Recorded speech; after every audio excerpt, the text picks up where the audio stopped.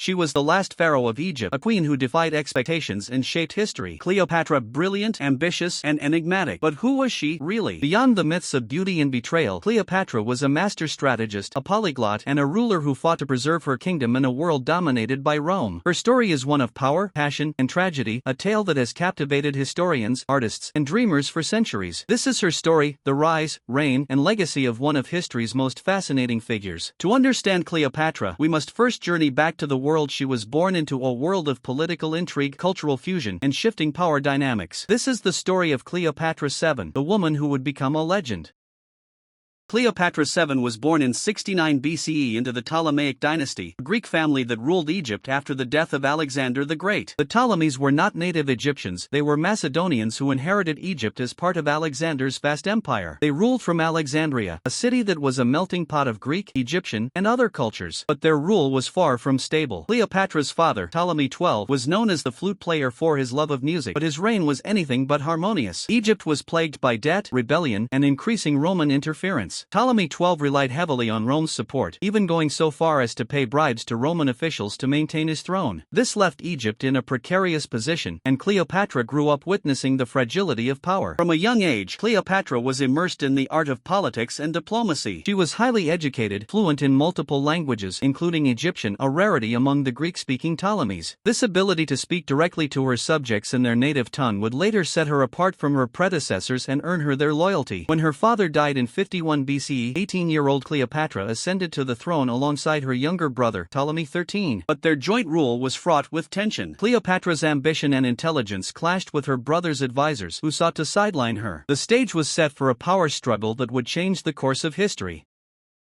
In 48 BCE, Cleopatra faced a crisis. Exiled from Alexandria by her brother's forces, she was determined to regain her throne. According to legend, she devised a daring plan to win the support of Julius Caesar, the most powerful man in Rome. She had herself smuggled into Caesar's palace, hidden in a rolled-up carpet. When she emerged, she captivated the Roman general with her intelligence, charm, and determination. Caesar, already embroiled in Rome's civil wars, saw an opportunity in Cleopatra. He helped her defeat Ptolemy XIII and secure her throne. Their relationship was as much about politics as passion. Cleopatra needed Rome's support to stabilize Egypt, while Caesar saw Egypt as a key ally in his quest for power. In 47 BCE, Cleopatra gave birth to their son, Ptolemy XV, known as Caesarion. For a time, it seemed that Cleopatra's alliance with Caesar would secure her kingdom's future, but their partnership was short-lived. In 44 BCE, Caesar was assassinated in the Roman Senate, leaving Cleopatra to navigate a new and dangerous political landscape.